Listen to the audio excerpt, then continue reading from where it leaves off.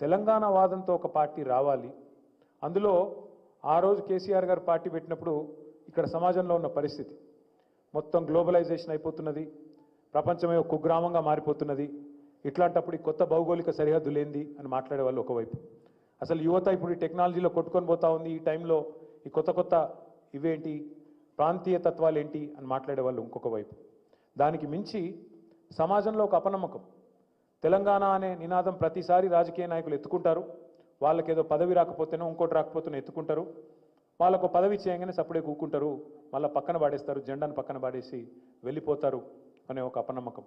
దానికి తోడు అంతకంటే సరిగ్గా 30 ఏళ్ల కిందట 1971లో ఆనాడు తెలంగాణ ప్రజాసమితి బ్యానర్ మీద 11 మంది పార్లమెంట్ సభ్యులు గెలిచినా మళ్ళీ తిరిగి వాళ్ళు కూడా పోయి కాంగ్రెస్లోకి విలీనం కావడం వల్ల 370 మంది ఆత్మ బలిదానం కూడా వృధా కావడం, 30 ఏళ్ల పాటు ప్రజల్లో ఇక రాదు తెలంగాణ అనే ఒక నైరాశ్యం, ఒక అపనమ్మకం ఉన్న పరిస్థితి.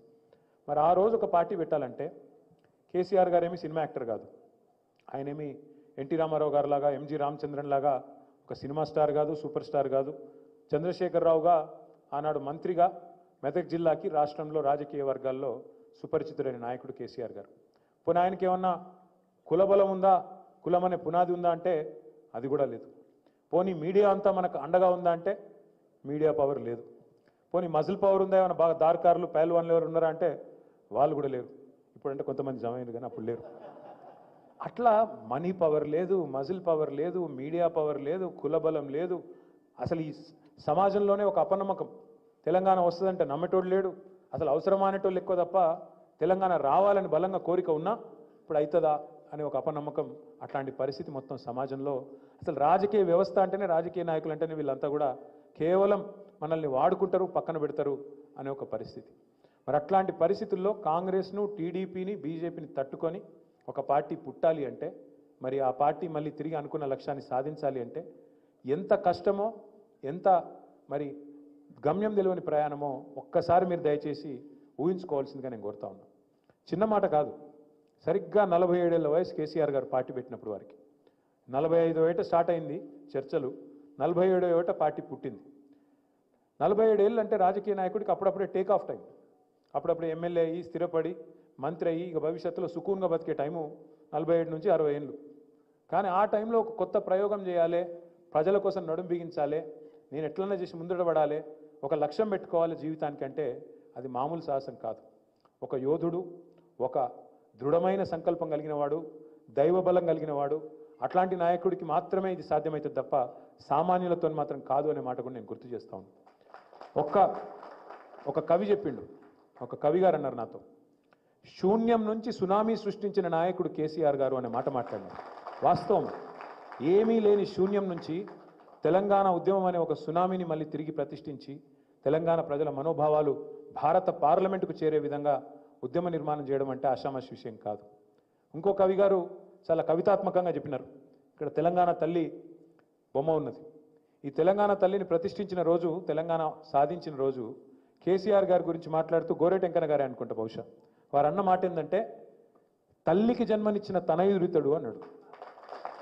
సాధారణంగా తల్లి కొడుకుకు జన్మనిస్తుంది, కానీ తల్లికి జన్మనిచ్చిన తనయుడు అని మాట మాట్లాడితే కవితాత్మకంగా, అంటే మనం చెప్తే బాగుండదు కానీ కవులు చెప్తే బాగానే ఉంటుంది. అట్లా కవితాత్మకంగా తల్లికి జన్మనిచ్చిన తనయుడు అనే మాట ఇవాళ చాలామంది, తక్కువ మందికి ఆ అదృష్టం దక్కుతుంది. అందులో కారణ జన్మలు కేసీఆర్ గారు కూడా ఒకరు.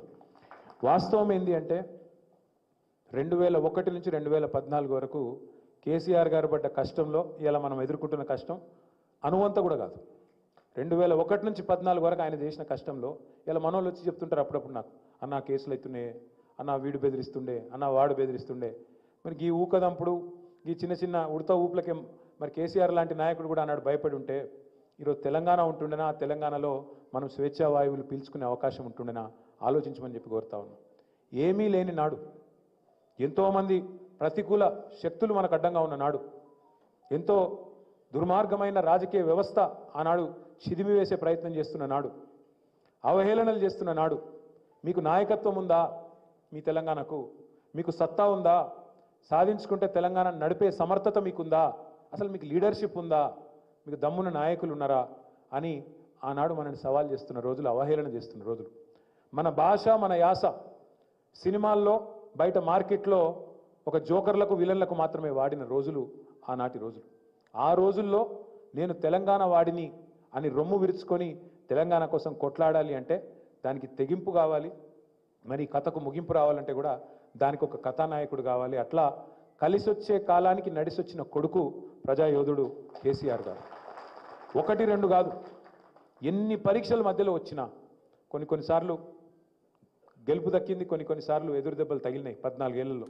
కానీ మొక్కవోని ధైర్యంతో ఏ ఒక్కరోజు కూడా నమ్మకాన్ని కోల్పోకుండా, విశ్వాసాన్ని కోల్పోకుండా ప్రజల మీద భారం వేసి దేవుడి ఆశీర్వాదంతో అల్టిమేట్గా సావు నోట్లో తలబెట్టి, ఒక మాట చెప్పాలంటే ఒక సాహసోపేతమైన ప్రకటన చేయాలంటే లోపల కడుపులో, గుండెలో, కలేజా, ఓవరాల్గా మనిషికి తెగింపు, ధైర్యం ఉండాలి.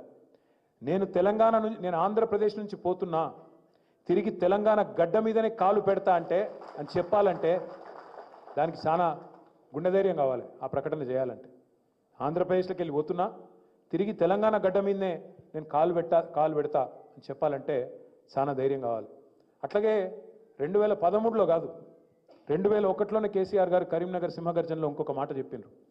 నేను ఎత్తిన జెండా దించితే, చాలామందికి ఒక అపనమ్మకం ఉంది, నేను ఎత్తిన జెండా కనుక దించితే, పోరాటాన్ని పక్కన పెడితే నన్ను రాళ్లతోని కొట్టి చంపే అధికారం మీకు ఇస్తున్నా అని చెప్పే ధైర్యం చాలా తక్కువ మంది రాజకీయ నాయకులకు ఉంటుంది. ఇవాళ చూడండి, 6 గ్యారంటీల పేరిట మోసం చేసి 420 హామీలు ఇచ్చి మేమే